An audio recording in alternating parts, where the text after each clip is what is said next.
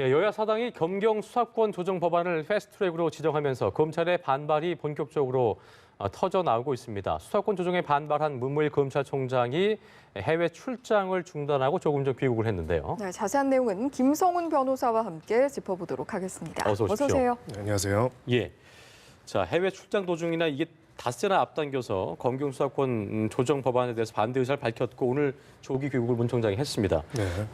사퇴까지 염두에 둔 게 아니냐는 시각도 있었는데 일단 자리에 대해서는 연연하지 않는다면서 공무원으로 그 자리를 좀 근무하면서 자리를 탐하지 않았다. 그리고 네.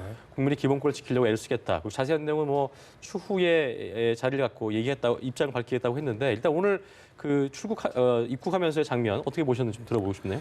네, 사실 이제 신속 처리 안건으로 지정이 되었죠. 예, 저희가 예. 이제 팩트에 대해서는 좀 분명하게 이해할 필요가 있는 게 네. 법안이 개정이 된 것이 아니라 최장 330일 이내에 형사소송법 개정안을 처리할 것을 이제 결정을 한 것입니다. 예. 검경 수사권 조정이라는 것이 사실 20년 전부터 계속 논의가 되었던 사안입니다. 그러다가 이제 어떻게 보면 330일이라는 기간 안에 이 부분이 본격적으로 정리가 될 가능성이 높고요. 예. 지금 신속 처리 안건으로 지정된 안건은 최이배 의원이 이제 발의한 그런 법률안입니다. 그 내용에 따르면은 수사권 조정에 있어서 기존에 정부의 안에 따른 백혜련 의원안이 있거든요. 그 안보다도 더 후퇴된 내용들, 검찰 입장에서 봤을 때는 받아들이기 어려운 부분들이 있기 때문에 여기에 대한 강력한 반대 의사를 밝힌 것이 아닌가라는 생각이 들고요. 예. 사퇴 의사라기보다는 이제 사퇴 자리에 연연하지 않는다. 그리고 사실 좀 항명으로 읽힐 수 있을 만한 강한 발언을 하지 않았습니까? 네. 이제 그렇게 검찰 총수로서 검찰의 총장으로서 해당되는 내용에 대해 가지고 이제 강하게 반대 의사를 밝히고 검찰의 입장을 정리해서 신속하게 내겠다 이렇게 보여드렸습니다. 예. 예, 어느 정도 방금 전에 해주신 답변이 이제 어떤 힌트가 된 것 같긴 합니다만 임기가 지금 2달여 남았는데 거치만 놓고 봤을 때 예를 들면 이명박 정부라든지 노무현 정부 때는 검찰총장이 사표를 던진 적이 있기 때문에 예. 좀 더 세부적으로 들어가 보면 어떤 사퇴 의사는 네. 어느 정도의 퍼센테이지로 좀 추측을 해보실 수 있을까요? 사실 사퇴가 바람직하지는 않다고 보고요. 예. 지금 검찰 입장에서는 이제 법안이 330일 동안 논의되는 과정에 있을 것이기 때문에 왜 이 형사소송법 개정안이 잘못되었고 어떻게 하면은 검찰 입장에서 기존의 수사 관행과 잘못된 부분들을 바로잡을 것인지 제대로 된 개혁을 할 것인지에 대한 입장을 밝혀야 하고요. 이런 과정들을 하는 데 있어서의 검찰 조직 전체의 리더십이 반드시 필요한 상황이라고 생각을 합니다. 국민들의 이 논의에 대해서 더 적극적으로 참여하고 바람직한 방향으로 법안이 개정되기 위해서라도 또 검찰 조직 자체를 위해서라도 검찰총장이 단순하게 사표를 던지는 것만으로는 어떤 의미도 없을 것이라는 생각이 들고요. 예. 지금 법안 개정안이 신속 처리 안건으로 지정되었다는 것만으로 항의하는 입장에서 사퇴하는 것이 아니라 구체적으로 그럼 이 법안의 논의 과정에서 검찰의 입장은 무엇이고 이제 문무일 검찰총장이 사실 첫 번째 마디는 기존의 검찰의 수사과 업무 관행에 잘못된 부분이 있다라는 걸 어느 정도 인정하지 않았습니까? 어떻게 보면은 20년 동안 이 검경의 수사권 조정이 제대로 처리가 안 되는 과정 속에서 검찰과 경찰 모두 노력하지는 않았습니다. 오히려 상대방이 수사권을 가지고 있는 게 얼마나 잘못되고 어떠한 문제점이 있는지 이야기만 부각을 했던 것이죠. 근데 이제는 단순하게 경찰에게 권한을 줬을 때 문제가 생긴다 이런 입장을 떠나가지고 그렇다면 검찰이 현재 구조상에서 어떻게 기존의 잘못된 관행들을 혁파하고 제대로 된 개혁을 할 것인지 330일 안에 진지하게 이야기를 해야 한다고 생각을 하고요. 예. 그러기 위해서라도 이제 사표를 던져서 이제 수장의 공백이 생기는 것보다는 오히려 이제 기존의 관행과는 다르게 이제 임기를 다 채우면서 해당되는 내용을 대응하는 방안으로 갈 가능성도 있다라고 생각합니다. 저희가 이제 그 어떤 배경 지식을 좀 이해하기 위해서 아까도 말씀하셨습니다만 뭐 20년 동안 끌어왔어도 네. 검경 수사권 조정안이라는 말은 저희가 많이 해왔습니다만 시청자 입장에서는 그게 그러니까 뭐가 문제인 건데 그러면서 이제 들려오는 말이 검찰과 경찰이 밥그릇 싸움이다 이런 말까지 나오고 있는데 일단 패스트트랙에 올린 검경 수사권 조정안을 보면은 경찰 측에다가 이제 그 형사소송법 개정안에 있어서 1차적 수사권 및 수사 종결권을 부여한다는 내용이 담겼는데 이거에 대해서 왜 검찰이 반발한 건지 쉽게 좀 설명을 해주세요. 예. 사실 역사적인 얘기도 좀 살짝 할 필요가 있습니다. 하셔도 돼요. 예. 원래는 이제 경찰이 굉장히 권력이 강했죠. 예. 사실 군사정권 때도 강했었고요. 검사의 수사지휘권이라는 거는 사실 경찰이 어떤 수사 과정이나 조사 과정에서 인권 침해를 방지하기 위해서 검사에게 수사 지휘권을 인정을 한 것입니다. 예. 검사는 원래는 수사를 하는 주체일 뿐만 아니라 수사 과정 자체에서 인권 침해를 방지할 의무도 있는 것이죠. 예. 그래서 검찰 권력으로 하여금 경찰 권력을 통제하도록 하는 것이 지금까지의 구조라고 보시면 되고요. 예. 네, 다만 이제 수사권 조정이라는 건 무슨 말이냐면 검찰이 기소 독점주의라는 말이 있습니다. 근데 기소 여부를 검찰만이 결정을 할 수 있게 됐고요. 예. 헌법상으로 영장 청구도 검사만이 할 수 있게 되어 있습니다. 이런 검찰이 수사권까지 가지고 있으니까 무소불위의 권력이 되는 것이 아니냐. 뭐 박상기 지금 장관님께서도 말씀하셨지만은 겸손할 필요가 있다라는 이야기를 했다는 것이 예를 들어서 기상청과 관련된 어떤 네. 업무를 분장하겠다고 정부가 결정하고 국회에서 논의한다고 해가지고 기상청장이 민주주의 원리에 위배된다 이런 얘기를 하지는 못할 거 아닙니까? 예. 예. 근데 검찰이 가지고 있는 위상과 권한이 워낙 강하다 보니까 이제 이런 부분들에 대한 제한의 필요성이 논의가 된 거고요. 네. 다만 이제 계속 논의가 되는 거는 저희 국민 여러분들 입장에서도 좀 조심하셔야 한다고 생각하는 거는 검찰과 경찰 사이에서 수사권을 어떻게 분배하는가의 문제만으로 본질이 아니라고 저는 생각을 합니다. 예. 예. 수사가 제대로 이루어지지 못한 경우가 어느 경우가 있었으면 그렇죠. 이것을 어떻게 하면 바꿀 수 있는 그러니까 것인가. 김학의 전 차관 사건 같은 경우도 그런 맞습니다. 경우잖아요. 그렇죠? 아주 쉽게 이야기하면 두 가지 경우가 있습니다. 제대로 수사가 돼서 기소가 되어야 하는 사안을 제대로 수사를 안 하고 덮어버리는 경우. 그리고 반대로 이것이 수사돼서 기소할 만한 사안이 아닌데도 불구하고 무리한 수사로 사람들의 기본권을 침해하는 경우. 이 두 가지 경우가 있거든요. 예. 지금 구조상으로는 그런 문제들이 계속 발생을 했고 경찰에서도 발생했고 검찰에서도 발생을 했습니다. 예. 마치 검찰과 경찰은 경쟁하듯이 서로 간의 문제를 잘못한 부분들이 이야기를 하고 있어요. 근데 지금 중요한 거는 검찰의 수사 지휘 권한이나 경찰이 수사하는 권한이 있어가지고 누구한테 어딘가를 배분하는 것이 문제가 아니라 그 권력들을 검찰과 경찰의 외부적인 권력에서 어떻게 통제할 수 있느냐가 굉장히 중요하거든요. 예. 근데 지금 이것을 단순하게 마치 검찰과 경찰의 제로섬 게임처럼 논의가 된다는 부분에 있어서는 문제가 있다라고 생각을 예. 합니다. 어떻게 통제할 것인가 이게 굉장히 중요하다 이렇게 말씀을 해주셨는데 그렇죠. 그러면 지금 패스트트랙으로 상정된 법안 같은 경우에 이런 통제 역할을 잘 할 수 있는 그런 안들이 좀 구성이 잘 됐다고 보시는지요? 법조인으로서 좀 네, 객관적인 그래서 평가해 의학 준다면. 정보 시스템에서 이제 관련된 법률을 봤습니다. 근데 예. 크가 몇 가지 쟁점이 있습니다. 첫 번째로 수사 지휘권을 이제 원칙적으로는 수사를 지휘한다. 모든 수사는 검사가 지휘해야 한다. 경찰이 지휘한다. 이렇게 규정이 되어 있고요. 그러니까 경찰이 형사소송법, 수사를 해도 그렇죠. 검사가 다 지휘를 하는 거죠. 네, 그동안은. 그렇죠? 그렇습니다. 예. 수사 지휘를 받고 거기에 따라서 경찰이 검찰에 송치를 해야 하고요. 네. 송치를 한 내용에 대해서 최종적인 판단은 검사가 하도록 지금이 되어 그러니까 있습니다. 별거 아닌 사건 같아도 무조건 송치를 해야 되는 거죠. 맞습니다. 지금까지. 예, 그래서 그런 구조로 되어 있다면은 지금은 이 검사와 경찰의 관계를 협조적인 관계로 일단 규정을 했고요. 예. 그리고 이제 수사 종결권에 관해 가지고 이야기가 논의가 많이 되고 있지 않습니까? 그러니까 기존에는 수사를 종결 여부는 검사만이 결정할 수 있었다면은 예. 원칙적으로 지금 새로 개정된 안에 따르면은 수사 종결에 대한 것을 경찰이 판단해서 송치를 안 할 수 있는 권한을 부여한 부분이 있습니다. 예. 그리고 또 중요한 부분은 이제 영장 청구권에 관해서 기존에는 이제 영장 청구의 권한은 검사의 헌법적 권한이지 않았습니까? 경찰이 영장을 청구해 줄 것을 신청했는데 검사가 청구하지 않는 경우에 경찰이 거기에 대해서 이의 신청을 할 수 있는 권한을 한 부분들이 있습니다. 예. 종합적으로 말씀을 드리자면은 이 새로운 개정안은 검찰의 권한을 대폭 축소하고 견제하는 구조가 되는 건 맞고요. 다만 경찰의 권한이 굉장히 강해질 수밖에 없는 부분들도 있습니다. 예. 무엇보다 수사종결권이라는 거는 수사가 아까 잘못 이루어지는 경우 제가 두 가지 경우로 말을 했죠. 오히려 무리한 수사를 통해서 기소가 된다면은 사실 법원의 사법부의 판단에 따라서 바로 잡아질 수가 있습니다.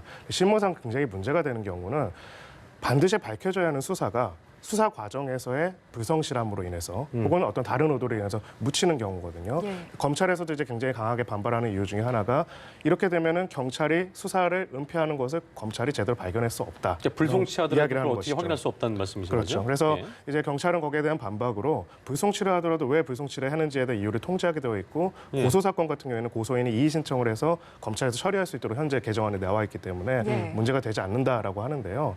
저희는 이제 실무를 하는 사람으로서 예.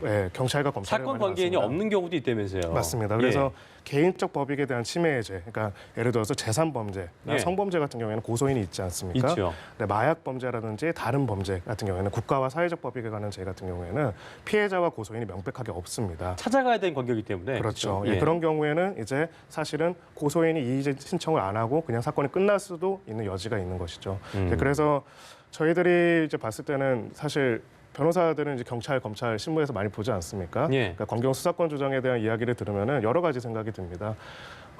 이제 변호사의 대동이나 도움 없이 이제 고소장을 정말 억울한 사유가 있어서 고소장을 제출했는데 경찰 단계에서 접수조차 안 하고 처리를 안 한 경우들도 있었고요. 예. 또 검찰에서 사실은 기소 여부를 결정할 수 있고 수사에 관한 모든 권한이 있지 않습니까? 피해자임에도 불구하고 피해자한테 굉장히 심한 폭언을 하거나 함부로 대하는 권한도 있습니다. 이 모든 것들이 사실은 경찰과 검찰에 대한 외부적인 권한 통제가 제대로 이루어지지 않았기 때문인데요. 예. 이제 중요한 부분은 단순하게 지금 규정상 검찰과 경찰의 권한 배분뿐만 아니라 경찰과 검찰의 권한을 둘 다 축소해야 한다는 것이 사실 변호사들의 기본적인 입장입니다. 그렇군요. 예, 거기서 어떤 것이든 권한의 견제라는 이유로 한쪽의 권한을 지금보다 더 늘리는 것은 바람직하지 않다. 그것이 기본적인 입장이라고 그러니까 생각하십니다. 축소된 부분에 대해서는 어떻게 좀 또 그걸 처리를 해야 되는 부분인 거예요? 그러니까 축소하는 네. 부분에 대해서는. 가령 이제 영장 청구권에 대해서 경찰이 이의 신청을 해가지고 영장을 검사가 청구하지 않는 경우에 신청하고 그것을 검찰청에 설치된 영장심의위원회에서 결정하도록 하는 부분들이 있지 않습니까? 그렇죠. 그런 것처럼 지금 경찰과 검찰이라는 두 권력기관들 사실은 국민들 입장에서는 만약에 이것을 저희가 공공기관도 요즘에 서비스 평가를 하지 않습니까? 그렇죠. 피해자들이 자신들이 고소한 사건들에 대해 가지고 검찰이나 경찰의 수사 과정이나 처리 과정들이 얼마나 만족하는지를 한번 테스트를 해본다면은 과연 얼마나 만족할 수 있을까에 대한 의문이 들고요. 예. 검찰 경찰은 지금 이 검경 수사권 조정 과정에서 이제 단순하게 개정안이 어떻게 나오는지뿐만 아니라 그렇다면 자신들이 수사권을 가져간다면 혹은 자신들이 기존의 수사 관행이 잘못되었다면 이것을 더 이상 미루지 않고 20년 동안 큰 변화가 없었거든요. 더 이상 미루지 않고 어떻게 하면은 이것을 실질적으로 개혁해내는 것을 눈에 보이게 보여줄 수 있는지를 330일 안에 보여줘야 한다 이렇게 생각합니다. 예. 그럼에도 불구하고 어쨌든 검찰은 경찰의 수사권 비대화가 우려된다 이런 입장이고 또 그렇습니다. 경찰 입장에서는 한편 영장 청구권 독점이라는 게 또 검찰에 있기 때문에 근본적인 변화가 있는 것이 아닌 것 같다 이런 입장도 있거든요. 이런 상황에서 네.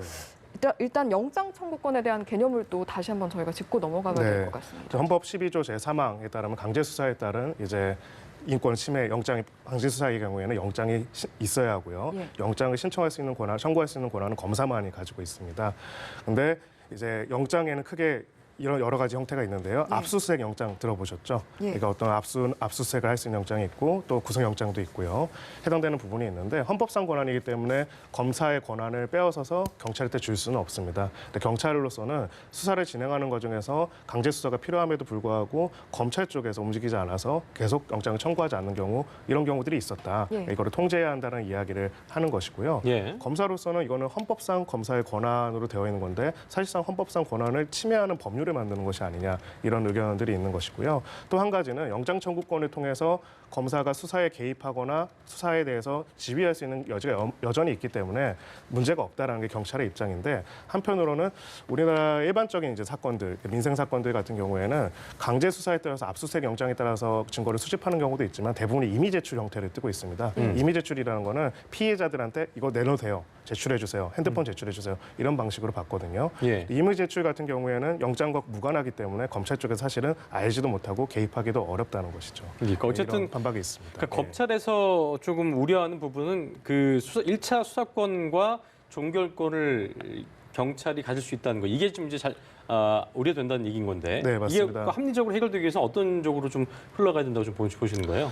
저는 기본적으로는 수사에 관해서는 권한이 더 분산될 필요가 있다고 생각을 하고요. 그러니까 검찰 권력을 통제하거나 제한할 필요가 있다고 하더라도 수사에 관해서 경찰에 정권을 주는 것이 바람직한지에 대해서는 의문을 가지고 있습니다. 예. 왜냐하면은 수사와 기소가 마치 이제 별개의 절차인 것 같고 수사는 한쪽에서 하고 기소는 이렇게 하면 된다 이렇게 볼 네. 수도 있는데요.